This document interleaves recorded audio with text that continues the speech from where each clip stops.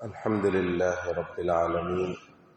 والعاقبة للمتقين والصلاة والسلام على أشرف الأنبياء والمرسلين أما بعد. آج ہم نے الحمدللہ سورہ نحل کی آیات نمبر 55 سے لے کر 64 تک کی تلاوت کی. پہلے ان آیات کا ترجمہ سماعت فرمائیں. وقال اللہ لا تتخذوا الہین اثنین انما هو الہ واحد وإیای فارہبون. اور اللہ نے فرمایا ہے کہ دو معبود نہ بنا بیٹھنا، وہ تو بس ایک ہی معبود ہے، اس لیے بس مجھ ہی سے ڈرا کرو. وَلَهُ مَا فِي السَّمَاوَاتِ وَالْأَرْضِ وَلَهُ الدِّينُ وَاصِبًا أَفَغَيْرَ اللَّهِ تَتَّقُونَ. اور آسمانوں اور زمین میں جو کچھ ہے اسی کا ہے اور اسی کی اطاعت ہر حال میں لازم ہے، کیا پھر بھی تم اللہ کے سوا اوروں سے ڈرتے ہو؟ وَمَا بِكُم مِّن نِّعْمَةٍ فَمِنَ اللَّهِ ثُمَّ إِذَا مَسَّكُمُ الضُّرُّ فَإِلَيْهِ تَجْأَرُونَ. اور تم کو جو نعمت بھی حاصل ہوتی ہے وہ اللہ کی طرف سے ہوتی ہے، پھر جب تمہیں کوئی تکلیف پہنچتی ہے تو اسی سے فریادیں کرتے ہو. ثم اذا کشف الضر عنکم اذا فریق منکم بربہم یشرکون. اور اس کے بعد جب وہ تم سے تکلیف دور کر دیتا ہے تو تم میں سے ایک گروہ اچانک اپنے پروردگار کے ساتھ شرک شروع کر دیتا ہے. لِيَكْفُرُوا بِمَا آتَيْنَاهُمْ فَتَمَتَّعُوا فَسَوْفَ تَعْلَمُونَ. تاکہ ہم نے اسے جو نعمت دی تھی اس کی ناشکری کرے. اچھا کچھ عیش کر لو پھر عنقریب تمہیں پتہ چل جائے گا. وَيَجْعَلُونَ لِمَا لَا يَعْلَمُونَ نَصِيبًا مِّمَّا رَزَقْنَاهُمْ تَاللَّهِ لَتُسْأَلُنَّ عَمَّا كُنتُمْ تَفْتَرُونَ. اور ہم نے جو رزق انہیں دیا ہے اس میں وہ ان بتوں کا حصہ لگاتے ہیں جن کی حقیقت خود انہیں معلوم نہیں ہے. اللہ کی قسم تم سے ضرور باز پرس ہوگی کہ تم کیسے بہتان باندھا کرتے تھے. وَيَجْعَلُونَ لِلَّهِ الْبَنَاتِ سُبْحَانَهُ وَلَهُم مَّا يَشْتَهُونَ. اور اللہ کے لیے تو انہوں نے بیٹیاں گھڑ رکھی ہیں، سبحان اللہ، اور خود اپنے لیے وہ بیٹے چاہتے ہیں جو اپنی خواہش کے مطابق ہو. وَإِذَا بُشِّرَ أَحَدُهُم بِالْأُنثَىٰ ظَلَّ وَجْهُهُ مُسْوَدًّا وَهُوَ كَظِيمٌ. اور جب ان میں سے کسی کو بیٹی کی پیدائش کی خوشخبری دی جاتی ہے تو اس کا چہرہ سیاہ پڑ جاتا ہے اور وہ دل ہی دل میں کڑتا رہتا ہے. يَتَوَارَىٰ مِنَ الْقَوْمِ مِنْ سُوءِ مَا بُشِّرَ بِهِ أَيُمْسِكُهُ عَلَىٰ هُونٍ أَمْ يَدُسُّهُ فِي التُّرَابِ أَلَا سَاءَ مَا يَحْكُمُونَ. اس خوشخبری کو برا سمجھ کر لوگوں سے چھپتا پھرتا ہے اور سوچتا ہے کہ ذلت برداشت کر کے اسے اپنے پاس رہنے دے یا اسے زمین میں گاڑ دے. دیکھو انہوں نے کتنی بری باتیں طے کر رکھی ہیں. لِلَّذِينَ لَا يُؤْمِنُونَ بِالْآخِرَةِ مَثَلُ السَّوْءِ وَلِلَّهِ الْمَثَلُ الْأَعْلَىٰ وَهُوَ الْعَزِيزُ الْحَكِيمُ. بری باتیں تو انہی میں ہیں جو آخرت پر ایمان نہیں رکھتے، اور اعلیٰ درجے کی صفات صرف اللہ کی ہیں، اور وہ اقتدار کا بھی مالک ہے، حکمت کا بھی مالک ہے. وَلَوْ يُؤَاخِذُ اللَّهُ النَّاسَ بِظُلْمِهِمْ مَا تَرَكَ عَلَيْهَا مِن دَابَّةٍ وَلَٰكِن يُؤَخِّرُهُمْ إِلَىٰ أَجَلٍ مُّسَمًّى فَإِذَا جَاءَ أَجَلُهُمْ لَا يَسْتَأْخِرُونَ سَاعَةً وَلَا يَسْتَقْدِمُونَ. اور اگر اللہ لوگوں کو ان کے ظلم کی وجہ سے فوراً اپنی پکڑ میں لیتا تو روئے زمین پر کوئی جاندار باقی نہ چھوڑتا، لیکن وہ ان کو ایک معین وقت تک مہلت دیتا ہے. پھر جب ان کا وہ معین وقت آ جائے گا تو وہ گھڑی بھر بھی اس سے آگے پیچھے نہیں ہو سکیں گے. وَيَجْعَلُونَ لِلَّهِ مَا يَكْرَهُونَ وَتَصِفُ أَلْسِنَتُهُمُ الْكَذِبَ أَنَّ لَهُمُ الْحُسْنَىٰ لا جرم ان لهم النار وانهم مفرطون. اور انہوں نے اللہ کے لیے وہ چیزیں گھڑ رکھی ہیں جنہیں خود ناپسند کرتے ہیں، پھر بھی ان کی زبانیں اپنی جھوٹی تعریف کرتی رہتی ہیں کہ ساری بھلائی انہی کے حصے میں ہے، لازمی بات ہے کہ ایسے رویے کی وجہ سے ان کے حصے میں تو دوزخ ہے اور انہیں اسی میں پڑا رہنے دیا جائے گا۔ تاللہ لقد ارسلنا الی امم من قبلک فزین لهم الشیطان اعمالهم فهو ولیہم اليوم ولہم عذاب علیم۔ اے پیغمبر، اللہ کی قسم تم سے پہلے جو امتیں گزری ہیں ہم نے ان کے پاس پیغمبر بھیجے تھے تو شیطان نے ان کے اعمال کو خوب بنا سنوار کر ان کے سامنے پیش کیا، چنانچہ وہی شیطان آج ان کا سرپرست بنا ہوا ہے اور اس کی وجہ سے ان کے لیے دردناک عذاب تیار ہے۔ وما انزلنا علیک الکتاب الا لتبین لهم الذی اختلفوا فیہ وہدی ورحمۃ لقوم یؤمنون، اور ہم نے تم پر یہ کتاب اسی لیے اتاری ہے تاکہ تم ان کے سامنے وہ باتیں کھول کر بیان کرو جن میں انہوں نے مختلف راستے اپنائے ہوئے ہیں، اور تاکہ یہ ایمان لانے والوں کے لیے ہدایت اور رحمت کا سامان ہو۔ واللہ انزل من السماء ماء فاحیا به الارض بعد موتها ان فی ذلک لآیۃ لقوم یسمعون، اور اللہ نے آسمان سے پانی برسایا اور زمین کے مردہ ہو جانے کے بعد اس میں جان ڈال دی، یقیناً اس میں ان لوگوں کے لیے نشانی ہے جو بات سنتے ہیں۔ کل کی جو درس کی آخری آیات تھی اس میں اللہ جل شانہ نے یہ بات ارشاد فرمائی تھی کہ اللہ جل شانہ نے اس زمین پر بھی جتنی جاندار چیزیں، بے جان چیزیں پیدا کی ہیں، اور آسمانوں پر بھی جو اللہ کی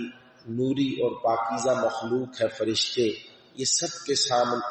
کے سب اللہ جل شانہ کے سامنے سجدہ کرتے ہیں۔ زمین پر جتنی بھی چیزیں ایستادہ ہیں، کھڑی ہیں، ان کے سائے اللہ کے سامنے سجدہ کرتے ہیں۔ تنہا ایک انسان ہی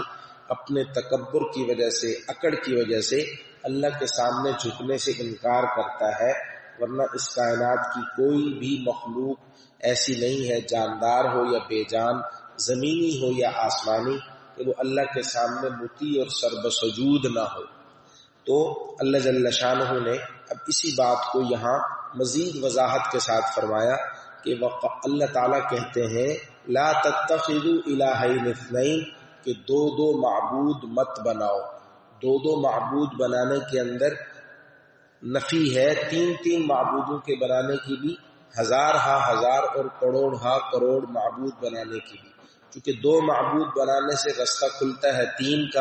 تین سے چار کا، اور پھر لامتناہی یہ سلسلہ چلتا ہے۔ ہمارے ہندوستان کے اندر ہندو جو ہیں وہ کروڑوں دیوی دیوتاؤں کو ماننے والے ہیں، آریہ سماج والے وہ تین بتوں کو، تین خداؤں کو ماننے والے ہیں، اور اسی طریقے سے جو آتش پرست ہے وہ دو خداؤں کو ماننے والے ہیں کہ خالق خیر، خالق نور، روشنی کا خالق، اچھائیوں کا خالق ان کے ہاں کون ہے؟ یزدا، اور برائی کا خالق ان کے ہاں کون ہے؟ شر کا خالق، اندھیروں کا خالق کون ہے؟ اہرمن۔ اللہ تعالیٰ نے کہا کہ نہ دو معبود بناؤ اور نہ کسی تیسرے کو، چوتھے کو، پانچویں کو معبود بناؤ۔ معبود تو بس تمہارا ایک ہی ہے، اسی کے سامنے جو ہے وہ جھکو، اسی کی عبادت کرو، اسی سے منت مانو، اسی سے جو ہے وہ مدد مانگو، اپنے سارے معاملات اسی کے سامنے پیش کرو۔ وَإِيَّايَ، اور پھر اسی بات کو فوراً اللہ تعالیٰ مزید وضاحت کے ساتھ فرما رہے ہیں کہ مجھ ہی سے تم ڈرو، کسی اور سے ڈرنے کی ضرورت نہیں۔ جب تم میرے دیے ہوئے وسائل استعمال کرتے ہو، میری دی ہوئی صلاحیتیں استعمال کرتے ہو، تو پھر ڈرنا بھی مجھ سے چاہیے، میرے علاوہ کسی اور سے ڈرنے کی ضرورت نہیں ہے۔ اور پھر اللہ جل شانہ نے فرمایا کہ اس کائنات کے اندر، آسمانوں میں، زمین میں جتنی بھی چیزیں ہیں یہ سب اللہ تعالیٰ کی ہیں، پیدا بھی اللہ تعالیٰ کی ہوئی ہیں، ان کے مالک بھی صرف اللہ جل شانہ ہے، اور ان میں تصرف بھی صرف اللہ جل شانہ کا چلتا ہے۔ کسی اور دیوی کا، دیوتا کا، بت کا، کسی ولی کا، کسی نبی کا، کسی جن کا، کسی فرشتے کا کوئی تصرف اللہ کے اذن اور اجازت کے بغیر کائنات کی کسی چیز پر نہیں چلتا، اور اللہ جل شانہ ہی جب ہر چیز کے مالک بھی ہیں، ہر ایک چیز کے خالق بھی ہیں، ہر ایک چیز پر تصرف بھی اللہ کا ہے، تو اطاعت بھی اور بندگی بھی، غلامی بھی ہمیشہ اللہ ہی کی کرنی چاہیے۔ جب یہ دوسرے معبودان باطلہ یہ کچھ پیدا نہیں کر سکتے، یہ کسی چیز پر مکمل اختیار نہیں رکھتے، تو پھر تم ان کے سامنے جھک کر، ان کے سامنے سرب سجود ہو کر ان کے نفع نقصان سے تم کیوں ڈرتے ہو؟ افغیر اللہ تتقون، کیا اتنی طاقتور ہستی کے ہوتے ہوئے بھی تم اللہ کے علاوہ دوسرے معبودوں سے، دوسری چیزوں سے ڈرتے ہو؟ حالانکہ وما بکم من نعمت فمن اللہ، جو کوئی بھی نعمت، جو کوئی بھی بہتری، جو کوئی بھی آسائش اور راحت تمہیں ملی ہوئی ہے وہ تو اللہ کی عطا کرتا ہے۔ اور پھر جب تمہیں تکلیف پہنچتی ہے، پریشانی آ گھیرتی ہے، اس وقت تمہاری فطرت سامنے آ جاتی ہے، اس وقت پھر تم ان میں سے کسی بت کو، ان میں سے کسی کو نہیں پکارتے، تم پکارتے ہو اس موقع پر تو اللہ کو پکارتے ہو جو ان سب چیزوں کا خالق ہے، جو نفع نقصان حقیقت میں دور کر سکتا ہے۔ اس وقت تو تم گڑ گڑا کر اسی کے سامنے جاتے ہو، اسی کا در کھٹکھٹاتے ہو۔ اور جب آسائشیں اور نعمتیں ملی ہوئی ہوتی ہیں اور جب اچھے حالات چل رہے ہوتے ہیں، جب اللہ تعالیٰ اپنے فضل سے اس تکلیف کو دور کر دیتے ہیں، تو پھر تم اپنے احسان فراموشی کی پرانی عادت کے تحت اللہ کو جو محسن حقیقی ہے، جو تم پر حقیقت میں فضل کرنے والے ہیں، اس کو بھول جاتے ہو اور پھر ان دیوی دیوتاؤں کو پوجنے لگتے ہو، ان کے سامنے جھکنے لگتے ہو، انہی سے اپنی ضرورتیں مانگنے لگتے ہو۔ یہ تو بڑی ناانصافی ہے، کیونکہ یہ تو اللہ تعالیٰ کی نعمتوں کی ناشکری ہے۔ لیکن یہ ناشکری تم کب تک کرو گے؟ اچھا تم چند دنیا کی زندگی کے عرصے میں یہ ناشکری کر لو، لیکن پھر اس ناشکری کا وبال تمہیں عنقریب اس دنیا کی زندگی میں، جب یہ سانسوں کا سلسلہ منقطع ہوگا اور آخرت کی حقیقتیں تمہارے سامنے آئیں گی، تب پھر تمہیں پتہ چل جائے گا۔ اور یہ جو اللہ کے علاوہ تم نے بت اپنے طور پر خود بغیر کسی دلیل کے گھڑ رکھے ہیں، جن کے معبود ہونے پر، جن کے با اختیار ہونے پر تمہارے پاس کوئی دلیل بھی نہیں ہے، بغیر دلیل کے، بغیر ان جو ہے وہ بعض دفعہ اللہ کے نیک بندوں کے کہے اور ان کی تعلیم کے تم ان کے نام پر جو خرافات کرتے ہو، یہ ایسا نہیں ہے کہ یہ یوں ہی دنیا میں سب کچھ تم کرتے رہو گے اور تم سے کبھی پوچھا نہیں جائے گا۔ خود اللہ تعالیٰ قسم اٹھا کر کہہ رہے ہیں تاللہ لتسألن عما کنتم تفترون، ان اللہ کے نیک بندو، انبیاء، صلحاء کے نام پر جو کچھ تم نے خرافات کر رکھی ہیں، اللہ تم سے ضرور پوچھے گا کہ آیا تم نے خود یہ کی تھی یا ان لوگوں کے کہنے یا ان کی تعلیمات کی بنیاد پر تم نے ان کے نام پر یہ خرافات تیار کی تھی؟ اللہ تعالیٰ تم سے پوچھے گا۔ اس لیے یہ مشرکین کا بھی طرز تھا کہ وہ اپنی کھیتیوں کا، اپنے جانوروں کا، ان کی پیداوار کا اور ان کے دودھ کا ایک حصہ اللہ کے علاوہ بتوں کے نام پر وقف کر دیتے تھے اور اس کا استعمال اپنے لیے ناجائز سمجھتے تھے۔ آج بھی میرے اور آپ کے گرد و پیش میں ایسی بے شمار خرافات ہیں جو اللہ کے نام کے علاوہ دیگر اولیاء اللہ کے نیک بندوں کے نام کی نظر و نیاز ہم دیتے ہیں، ان کو خوش کرنے کے لیے اللہ کا نام نہیں لیتے۔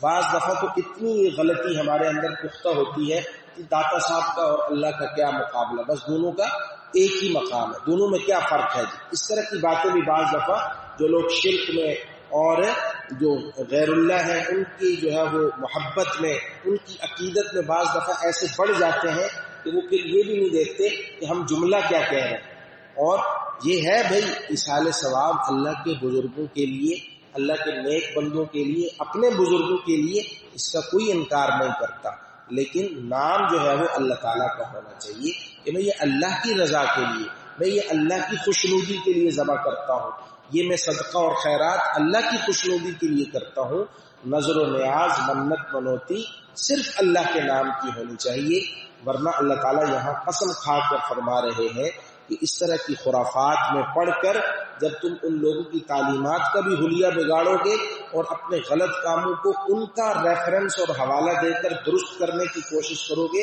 تو یوں نہ سمجھو کہ یہ سب کچھ یہیں رہ جائے گا۔ اللہ تعالیٰ تم سے پوچھے گا کہ یہ جو تم خود ساختہ باتیں کرتے تھے ان کے نام پر، یہ تم کس بنیاد پر کرتے تھے؟ اس کے بعد اللہ تعالیٰ نے مشرکین مکہ کے کچھ قبائل کا یہ ذکر کیا کہ وہ اللہ تعالیٰ کے بارے میں اولاد کے قائل تھے، اور اولاد میں بھی ان کی عجب روش تھی کہ اپنے لیے تو بیٹے پسند کرتے تھے، اللہ تعالیٰ کے لیے انہوں نے بیٹیاں تجویز کی، اور ان بیٹیوں کو انہی جو ہے وہ بیٹیوں میں سے کچھ کو انہوں نے دیوی دیوتاؤں کا بھی درجہ دے دیا۔ بنو خزاعہ کے لوگ، خصوصاً قبیلہ بنو خزاعہ کے لوگ عرب کے قبائل میں سے یہ کہتے تھے کہ فرشتے اللہ کی بیٹیاں ہیں، اور ان بیٹیوں کی مائیں جو ہیں گویا اللہ کی بیویاں، وہ مادہ جننیاں ہیں، مادہ جننیوں سے یہ بیٹیاں پیدا ہوئیں، اور گویا جنات جو ہیں وہ اللہ جل شانہ کے سسرال ہے۔ اللہ تعالیٰ یہ فرما رہے ہیں سبحانہ،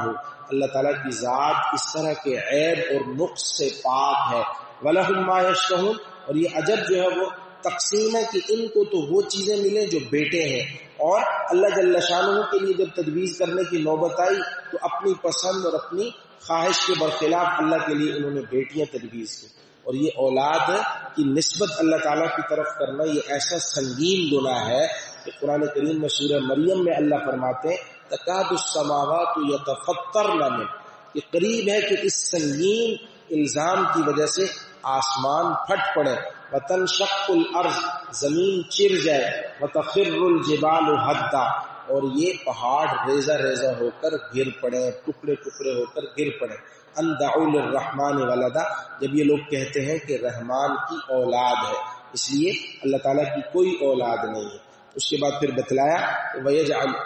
کہ یہ لوگ کہتے ہیں کہ بھائی، اور جب ان میں سے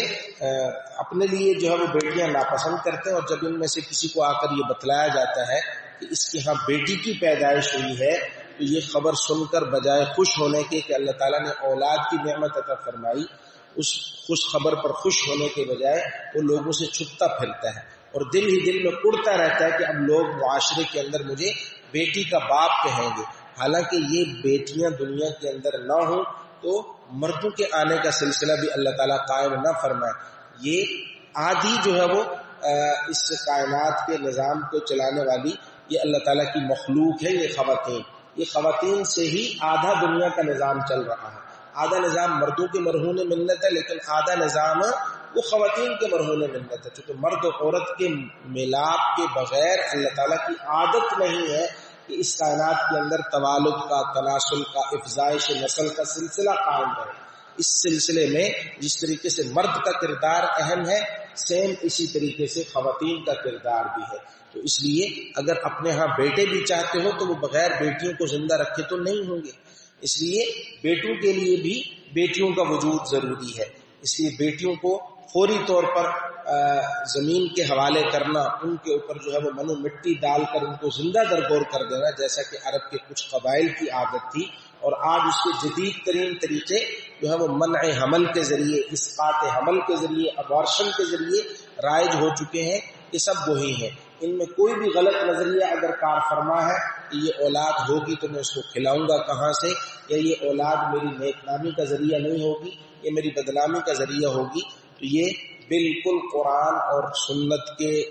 تعلیمات کے خلاف ہے۔ اللہ جل شانہ کہتے ہیں نحن نرزقهم وإياكم، ہم انہیں بھی رزق دیں گے اور تمہیں بھی دیں گے۔ نحن نرزقكم، ہم تمہیں بھی رزق دیتے ہیں، جب تمہیں دیتے ہیں تو وإياهم، ان کو بھی رزق دیں گے۔ ان قتلهم كان خطئا كبيرا، ان کا قتل کرنا بڑا گناہ ہے۔ تو ابارشن بھی اور اسی طریقے سے منع حمل کی کوئی تدبیر اگر کسی غلط نظریے کی بنیاد پر ہے، یہ رزق کہاں سے کھائیں گے، یہ ان کا جو ہے وہ ان کی کفالت کا کیا ذمہ ہوگا، اس بنیاد پر تو اسقاط کرنے کی اجازت نہیں ہے۔ لیکن اگر بچوں کی تعلیم و تربیت اور مناسب وقفہ اس لیے بعض دفعہ اختیار انسان کرے کہ بھئی ہمارے گھر والوں کی صحت ٹھیک نہیں ہے، بچوں کی جو غذائی ضروریات ہے، دودھ کی ضروریات ہے، وہ بعض دفعہ مناسب وقفہ نہ ہونے کی وجہ سے پوری نہیں ہوتی، تو ایسی صورت میں اگر کوئی صحیح مقصد اور صحیح نیت ہے تو عارضی طور پر منع حمل کی کوئی تدبیر اختیار کی جا سکتی ہے۔ مستقل تولیدی صلاحیت ختم کرنے کی تو کسی صورت میں اجازت نہیں ہے۔ رسول اللہ صلی اللہ علیہ وسلم سے صحابہ کرام نے اجازت مانگی کہ اے اللہ کے رسول ہم خسی ہو جائیں، ہم اپنی قوت مردمی کو ختم کر دیں، تو رسول اللہ صلی اللہ علیہ وسلم نے اس سے منع فرمایا۔ لیکن اس سے پتہ چلا کہ مستقل صلاحیت مرد کے لیے بھی اپنی قوت مردمیہ کو ختم کرنا اور خاتون کے لیے اپنی تولیدی صلاحیت کو ختم کرنا یہ ناجائز ہے۔ ہاں اگر عارضی منع عمل کی کوئی تدبیر بھی کارگر نہ ہوتی ہو اور بار بار کی عارضی تدابیر کے باوجود بھی اولاد ہو جاتی ہو، جبکہ زچہ اور بچہ کے لیے یہ بچوں کا پیدا ہونا مناسب نہ ہو، اہلیہ کے لیے بھی صحت مند نہ ہو، بچوں کے لیے بھی بعض دفعہ تعلیمی اور تربیتی مقاصد کے تحت مناسب نہ ہو، تو پھر جو ہے وہ مستقل تولیدی صلاحیت ختم کرنے کی کوئی گنجائش نکل سکتی ہے، لیکن عام حالات میں فوری طور پر ہی جو ہے وہ جا کر وہ اپنی صلاحیت ختم کروا لینا، اس کی اجازت نہیں ہے۔ اللہ تعالیٰ کہہ رہے ہیں جی کہ یہ پھر جب ان کو پتہ چلتا ہے کہ بیٹی پیدا ہوئی ہے تو پھر یہ سوچتے ہیں کہ کیا یہ ذلت برداشت کر کے میں اس کو زندہ رکھوں، اس کو زندہ رہنے دوں، یا اس کو مٹی میں چھپا دوں۔ یا ایک مطلب یہ بھی ہو سکتا ہے کہ اگر میں اس کو زندہ بھی رکھوں تو اس کو عزت اور احترام نہ دوں، اس کو اس کا جائز مقام نہ دوں، بلکہ اس کو زندہ مردہ برابر کر کے رکھوں کہ زندہ بھی ہو تو میرے لیے ایسے ہی ہے جیسے گویا مری ہوئی ہے، اس کے حقوق کا خیال، اس کی تعلیم و تربیت کی نگہداشت یہ نہ کروں۔ یہ بھی ہوتا ہے بعض دفعہ کہ بچیاں اللہ تعالیٰ اگر دیں تو ہم ان کو مارتے تو نہیں ہیں آج کل کے جدید دور کے اندر، ان کو زندہ درگور تو نہیں کرتے، لیکن ان کو تعلیم و تربیت کے حوالے سے وہ حق نہیں دیتے جو بچوں کو دیتے ہیں۔ جس طریقے سے بچوں کو پڑھاتے ہیں اس طریقے سے بچوں کو نہیں پڑھاتے، اس طریقے سے ان کے درمیان عدم انصاف، تو یہ یمسکہ علی ہون ہے کہ گویا ان کو ذلت کے ساتھ روک کر رکھنا، زندہ تو رکھنا لیکن ان کو ان کا جائز حق اور احترام نہ دینا۔ الا ساء ما یحکمون، اس طرح کے فیصلے اللہ جل شانہ فرما رہے ہیں کہ یہ برے فیصلے ہیں، اور یہ جو اللہ کے ساتھ برے جو ہے وہ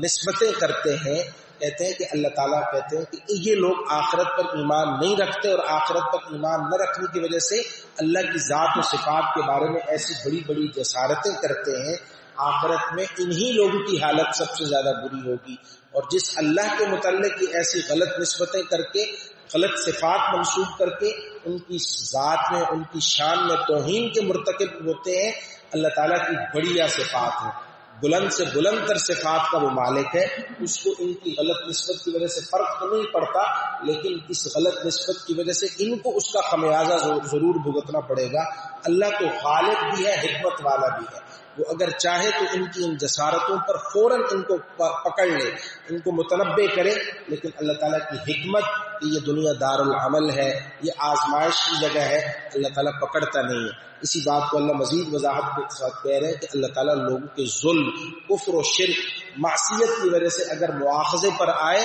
تو اس زمین پر چونکہ اللہ نے انسان کو مخدوم بنایا ہے، اور یہ انسان مخدوم ہے اور ساری کائنات اس کی خدمت میں لگی ہے، باقی کائنات کا پیدا کرنا مقصد نہیں ہے، اصل اگر اس کائنات میں مقصود ہے تو وہ انسان ہے۔ انسان ہی اگر اللہ کی نافرمانی پر اتر آئے، کفر و شرک پر اتر کر اپنی عبادت کا جو مقصد ہے، تخلیق کا مقصد ہے، اس کو فراموش کر دے، تو اللہ تعالیٰ کہتے ہیں کہ پھر مجھے اس کائنات کو ختم کرنے میں سیکنڈ اور منٹ کی بھی ضرورت نہیں ہے، میں اس زمین پر چلتی پھرتی ہر چیز کو نیست و نابود کر دوں، کیونکہ یہ انسان جب میرا مان کر نہیں چل رہا، میرے راستے پر نہیں چل رہا، یہ سارے نظام ہستی کو، نظام رنگ و بو کو مجھے قائم رکھنے کی کوئی ضرورت نہیں ہے۔ اور اگر اللہ چاہتا پکڑتا لوگوں کو ان کے ظلم کی وجہ سے تو زمین پر کسی بھی چوپائے کو، کسی بھی چلنے پھرنے والی چیز کو باقی نہ چھوڑتا، لیکن اللہ تعالیٰ سب کو ایک وقت معین تک مہلت دیتا ہے، اور جب اللہ تعالیٰ کی طرف سے وہ وقت معین آ جاتا ہے تو ایک سیکنڈ کی بھی کمی بیشی نہیں ہوتی، آگے پیچھے ہونا ممکن نہیں ہوتا۔ اور یہ لوگ اللہ تعالیٰ کے ساتھ وہ باتیں منسوخ کرتے ہیں جن کو وہ اپنے لیے ناپسند کرتے ہیں، اور پھر بھی یہ سمجھتے ہیں کہ آخرت کی کامیابیاں، آخرت کی نعمتیں، دین و دنیا کی بھلائیاں وہ ہمیں ملیں گی۔ جیسے وہ دو باغ والوں کا قصہ تھا نا، وہ اس میں ایک کیا کہہ رہا تھا، وما اظن الساعۃ قائمہ، میرا تو نہیں خیال کہ جو ہے وہ قیامت ہوگی، لیکن وَلَئِن رُجِعْتُ إِلَىٰ رَبِّي وَلَئِن رُدِدتُّ إِلَىٰ رَبِّي لَأَجِدَنَّ مِنْهَا خَيْرًا مُنْقَلَبًا، کہ اگر میں اپنے رب کے پاس پلٹ کر چلا بھی گیا تو میں اس دنیا کے آسائش مال و دولت سے بہتر وہاں پاؤں گا۔ تو یہ بھی مشرکین مکہ کا باطل خیال تھا کہ ہم یہاں بھی مزے میں ہیں، ہم وہاں بھی مزے میں ہیں۔ اللہ کہہ رہے ہیں لا جرم ان لهم النار، وہاں تو ان کو دوزخ کی آگ ہی کا سامنا کرنا پڑے گا، اور اسی دوزخ کی آگ میں ان کو آگے بڑھایا جا رہا ہے کہ دنیا کے اندر ان کو باوجود مہلت اور توبہ کے موقع کے اللہ تعالیٰ بعض دفعہ غفلت کی پٹی ایسی چڑھا دیتے ہیں کہ توبہ کا موقع نہیں ملتا، اور آدمی اپنے بد عقیدگی کی وجہ سے، بد عملی کی وجہ سے بری سزا کا مستحق ہو کر رہتے ہیں۔ آگے اللہ جل شانہ رسول اللہ صلی اللہ علیہ وسلم کو تسلی دے رہے کہ بھی آپ سے پہلے بھی ہم نے نبوت اور رسالت کا سلسلہ جاری کیا، اور آپ سے پہلے بھی ہم نے بہت سے پیغمبر اور بہت سے نبی ہم نے بھیجے، اور ان سب کو ہم نے جو ہے وہ یہی کہا کہ آپ ان لوگوں کو کہیں کہ ان اعبدوا اللہ، عبادت کس کی کرو؟ صرف اللہ کی، واجتنبوا الطاغوت، اللہ کے علاوہ جتنے بت، جتنے شیطان، جتنے کافر اور گمراہ سردار ہیں، ان کے کہنے پر اپنا راستہ کھوٹا نہ کرو، اپنی آخرت خراب نہ کرو۔ لیکن ان کی غلط عقائد، غلط اعمال کو شیطان نے ان کے سامنے آراستہ و پیراستہ کر کے پیش کیا، بتلایا کہ یہ چند گنتی کے لوگ ہیں، حقیر ہیں، فقیر ہیں، ان کے پاس وسائل نہیں ہیں، ان کی باتوں میں کیوں آتے ہو، کیوں اپنی دنیا کی زندگی کا عیش خراب کرتے ہو؟ تو پھر وہ لوگ برباد ہوئے شیطان کی باتوں اور بہکاوے میں آ کر۔ آج وہی شیطان جو ان کی گمراہی، ان کی ہلاکت کا باعث بنا ہوا ہے، اے محبوب پاک آپ کے جو مخاطب یہ عرب کے لوگ ہیں، ان کو بھی بہکانے میں وہی شیطان ان کا مددگار اور دوست ہے، اور جیسے ان لوگوں کو اللہ کے عذاب سے کوئی نہیں بچا سکا، آپ کے ان مخالفین کو اللہ کی گرفت سے بھی کوئی نہیں بچا سکے گا۔ اور ہم نے آپ پر جو یہ کتاب نازل کی ہے قرآن، اس کا مقصد صرف اور صرف شرک اور کفر اور خیالات اور وہم کی دنیا میں ڈوبی ہوئی یہ جو آپ کی قوم ہے، اس کے جو اختلافات ہیں ان کو واضح کرنا، حقیقت کو واضح کرنا، توحید کو واضح کرنا، شرک کو واضح کرنا، حلال کو واضح کرنا، حرام کو واضح کرنا، نفع و نقصان کے مالک کون ہیں اس چیز کو واضح کرنا۔ ایسی بنیادی باتوں اور میں جو اختلاف ہے ان اختلافات کو واضح کرنا آپ کا اس کتاب کے ذریعے مقصد ہے۔ اس لیے پتہ چلا کہ قرآن کریم کے ساتھ جناب نبی کریم صلی اللہ علیہ وسلم کی تعلیمات کا عملی نمونے کا نور جب تک نہ ہو تو قرآن کریم مکمل سمجھ میں نہیں آ سکتا۔ دور حاضر کے جتنے متجدد طبقات ہیں جو صرف قرآن کریم کے ہدایت ہونے کے دعوے دار ہیں کہ ہمارے لیے صرف کتاب اللہ کافی ہے، تو باوجود خوشنما ہونے کے، باوجود اعلیٰ درجے کا کلمہ ہونے کے، یہ قرآن اکیلا ہمارے لیے کافی نہیں جب تک کہ سنت کا نور، نبی اکرم صلی اللہ علیہ وسلم کی تعلیمات کا نور ہمارے لیے رہنما نہ ہو۔ اور حضور نے فرمایا، اللہ تعالیٰ نے فرمایا کہ یہ کتاب در حقیقت اپنے حقیقی نفع کے اعتبار سے اگر ہدایت اور رحمت ہے تو وہ ایمان والوں کے لیے ہے، جن میں اس کی تعلیمات کو جذب کرنے کی اور اپنے رگ و پے میں پیوست کرنے کی صلاحیت اللہ نے رکھی ہے۔ جیسے اللہ تعالیٰ بارش آسمان سے نازل کرتے ہیں تو وہ چٹانی علاقوں میں بھی ہوتی ہے، میدانی علاقوں میں بھی ہوتی ہے، صحراؤں میں بھی ہوتی ہے، لیکن جس زمین میں اس بارش کے قطرے کو جذب کرنے کی صلاحیت ہوتی ہے وہاں ایک دفعہ جو ہے وہ سب کچھ ختم ہو چکا ہوتا ہے۔ خزاں کے موسم میں، گرمی کے موسم میں سب کچھ جل بھن کر بھسم ہو چکا ہوتا ہے، وہاں پھر ایک نئی زندگی کی نمو نظر آتی ہے، سبزہ نکلتا ہوا نظر آتا ہے، پھل پھول شگوفے پھوٹتے ہوئے نظر آتے ہیں، لیکن وہی بارش وہاں پتھر پر پڑتی ہے کہ کوئی جو ہے وہ رویدگی نظر نہیں آتی، کوئی تبدیلی نظر نہیں آتی۔ صرف اگر اس پتھر پر کوئی گرد و غبار پڑی ہو تو وہ اس بارش کے زور سے بہہ جاتی ہے، اندر وہ چیز دھنستی نہیں، اثر نہیں کرتی۔ ایسے ہی قرآن کریم یہ اس سے حقیقت میں فائدہ، ایمان کی رویدگی اور اضافے کا فائدہ تو ایمان والے حاصل کرتے ہیں جو اللہ اور آخرت پر ایمان رکھتے ہیں۔ باقی لوگوں کے لیے یہ قرآن کریم کی رحمتوں کی تعلیمات کی بارش کوئی فائدہ نہیں رکھتی۔ اس لیے اللہ نے فرمایا کہ اللہ نے آسمان سے تمہارے لیے پانی اتارا، اور اس پانی کے ذریعے اللہ نے زمین کو مردہ ہو جانے اور بے آباد ہو جانے کے بعد دوبارہ زندگی اور نئی حیات عطا فرمائی۔ اس میں بھی جو اللہ تعالیٰ کی باتوں کو دل کے کانوں سے سنتے ہیں ان کے لیے اس میں بڑی نشانی ہے کہ وہ اس کے ذریعے سمجھے کہ یہ قرآن کریم ہمارے درمیان ہے، اس کی تعلیمات کی بارش ہر سو ہے، لیکن اس کے باوجود ہمارے دلوں پر اگر غفلت کے قفل پڑے ہوئے ہیں، تالے لگے ہوئے ہیں، تو اس کا مطلب یہ ہے کہ ہمارے اندر کوئی کمی ہے، اللہ تعالیٰ کی اس کتاب کے ہدایت ہونے میں اور سراپا رحمت ہونے میں کوئی کمی نہیں۔ اللہ جل شانہ میرا اور آپ کا قرآن کریم کے ساتھ تعلق مضبوط بنائے اور قرآن کریم کی ہدایات کو اپنی زندگی میں جاری و ساری کرنے کی مجھے اور آپ کو توفیق عطا فرمائے۔ الحمدللہ رب العالمین والعاقبۃ للمتقین والصلاة والسلام علی اشرف الانبیاء والمرسلین۔ اللهم لك الحمد كما ينبغي لجلال وجهك وعظيم سلطانك، اللهم لا احصي ثناء عليك انت كما اثنيت على نفسك، اللهم لك الحمد حمدا طيبا مباركا فيه، اللهم اغفر لنا ما قدمنا وما اخرنا وما اسررنا وما اعلنا وما انت اعلم به منا، انك انت المقدم وانت المؤخر، لا اله الا انت ولا اله غيرك، اللهم اجعل القرآن ربيع قلوبنا وجلاء احزاننا وذهاب همومنا وغمومنا، اللهم آنس وحشتنا في قبورنا، اللهم ارحمنا بالقرآن العظيم، اللهم ذكرنا منه ما نسينا وعلمنا منه ما جهلنا، وارزقنا تلاوته آناء الليل وآناء النهار، واجعله لنا حجة يا رب العالمين، وصلى الله على النبي الكريم وعلى آله وصحبه وأهل بيته وعترته أجمعين، آمين برحمتك يا